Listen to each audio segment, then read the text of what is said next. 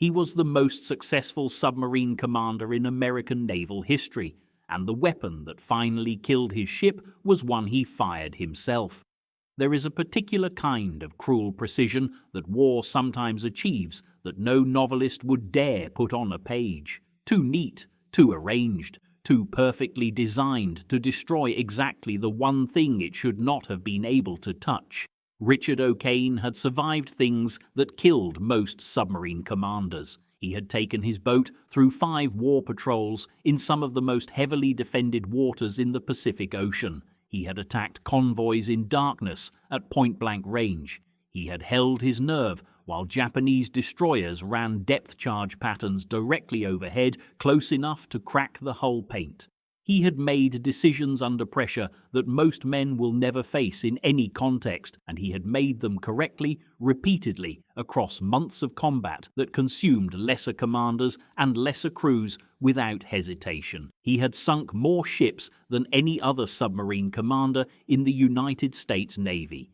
And on the night of October 25, 1944, in the Formosa Strait between Taiwan and the Chinese coast, the weapon that ended his boat's career came from his own torpedo tubes. It had his own fingerprints on the firing order.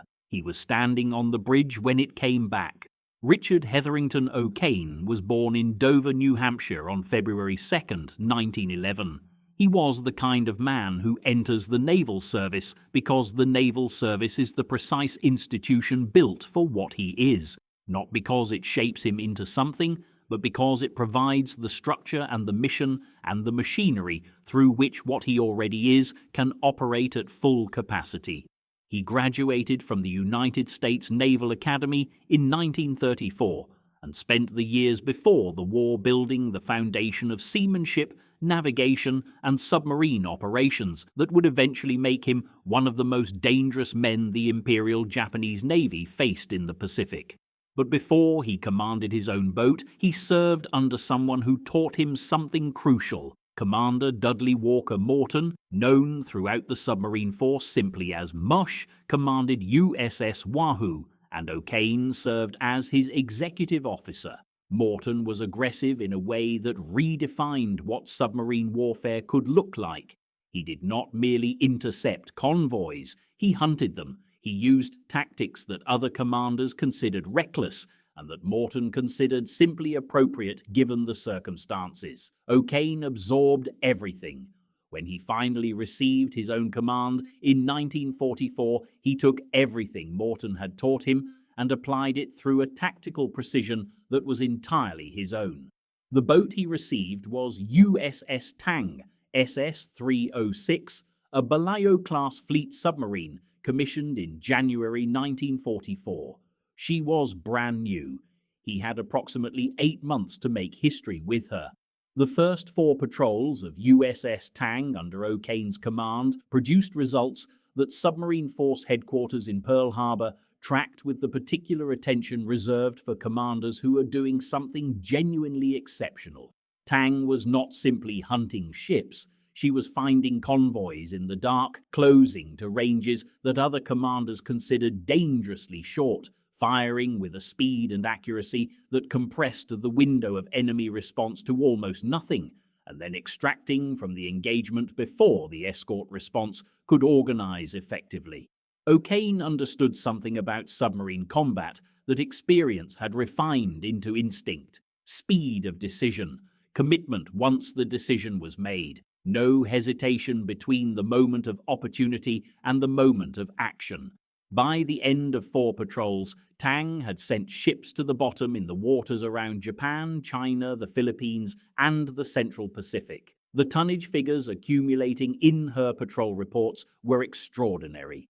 The number of confirmed sinkings placed her in a category occupied by almost no other American submarine in the war. She went out on her 5th patrol in October 1944. She would not come back. The Formosa Strait in October 1944 was one of the most dangerous bodies of water a submarine could choose to operate in. It was narrow enough that Japanese anti-submarine forces could cover it effectively. It was heavily trafficked. Japanese convoys moving troops and supplies toward the Philippines used it constantly.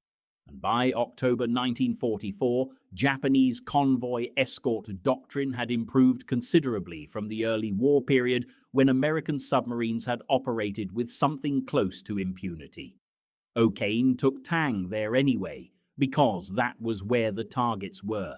On the night of October 23rd and 24th, Tang found a large Japanese convoy and attacked with the controlled aggression that had defined every engagement she had been in. She sank multiple vessels. She evaded the escort response. She repositioned and attacked again. By the early hours of October 25th, Tang had expended nearly her entire load of torpedoes. She had 2 remaining. O'Kane identified another target, a damaged Japanese transport that had survived the earlier attacks and was attempting to escape. He made the decision to close and finish her. The 23rd torpedo ran true. It struck the transport and detonated properly. 1 torpedo remained. O'Kane ordered it loaded and fired. The time was approximately 2:30 in the morning. The 24th torpedo left Tang's forward torpedo tube and entered the water. And then something went wrong. The Mark 18 electric torpedo that Tang fired on her last shot was a weapon the United States Navy had adopted partly because it ran without the bubble trail that compressed air torpedoes produced, a trail that gave alert Japanese lookouts warning and gave Japanese captains time to maneuver. The Mark 18 was quiet. It was weightless. It was theoretically less detectable than its predecessor. It was also, in the early period of its operational use, prone to a failure mode that submarine crews understood existed and could not entirely prevent: a circular run. The torpedo's guidance mechanism, a gyroscope that held it on its set course after leaving the tube, could malfunction in ways that caused the weapon to deviate from its intended path. If the deviation was significant enough and the geometry was wrong enough, a circularly running torpedo did not simply miss its target. It curved back toward the submarine that had fired it. The distance between a submarine and a target during a close-range night attack could be less than 1,000 yards. At the speed a torpedo traveled, a circular run covered that distance in seconds. The men on Tang's bridge saw it coming. O'Kane gave the order for emergency speed. He ordered the helm over. He did everything available to him in the seconds he had. It was not enough. The torpedo struck Tang on her stern at 2:30 in the morning of October the 25th, 1944. The explosion was catastrophic and immediate. A submarine's stern houses machinery critical to propulsion and depth control. The damage from a torpedo impact there, the same damage Tang's own weapons had inflicted on Japanese vessels across 5 war patrols, was devastating in the specific ways that O'Kane and every experienced submariner understood without needing to see it unfold. Tang began to sink. She went down fast, settling on the bottom of the Formosa Strait in approximately 180 feet of water. Of her 87-man crew, the majority died in the initial explosion and the rapid flooding that followed. Some died in the sections of the boat that flooded before they could reach escape points. Some died attempting escape procedures in the darkness and confusion of a sinking submarine. The night that had begun with Tang hunting a Japanese convoy ended with her on the bottom of the strait she had been patrolling. O'Kane had been on the bridge when the torpedo hit. The explosion and the rapid sinking threw him and the men with him into the water. They were alive. In the darkness of the Formosa Strait, with no submarine beneath them and Japanese convoy escorts in the immediate area, a small group of American sailors from the most successful submarine in Navy history floated on the surface and waited to see what came next. What came next was a Japanese destroyer escort. They were pulled from the water. Richard O'Kane, Medal of Honor recipient, commander of the highest-scoring American submarine of the entire war, became a prisoner of the Imperial Japanese Navy before dawn on October 25, 1944. Inside Tang, a group of survivors had reached the forward torpedo room.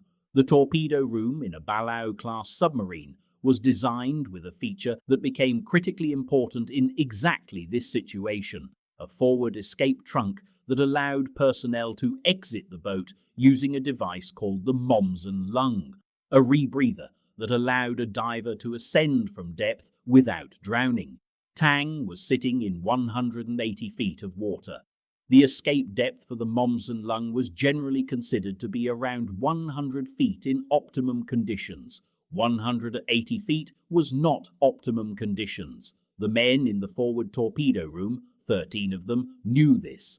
They also knew that staying inside was not an option. They prepared for escape. They took turns using the escape trunk, flooding it partially, equalizing pressure, and ascending through 180 feet of dark Pacific water on a device that was not designed for that depth, toward a surface where Japanese ships were operating. Of the 13 men who attempted escape from Tang's forward torpedo room, 5 reached the surface. 5 men ascending from 180 feet in the dark through an ocean that had just killed their shipmates around them. They reached the surface. They were also captured. In total, 9 men from USS Tang survived okay, and the men captured from the water, the 5 who escaped from the torpedo room. They were taken to Japan and held as prisoners of war through the remaining months of the conflict.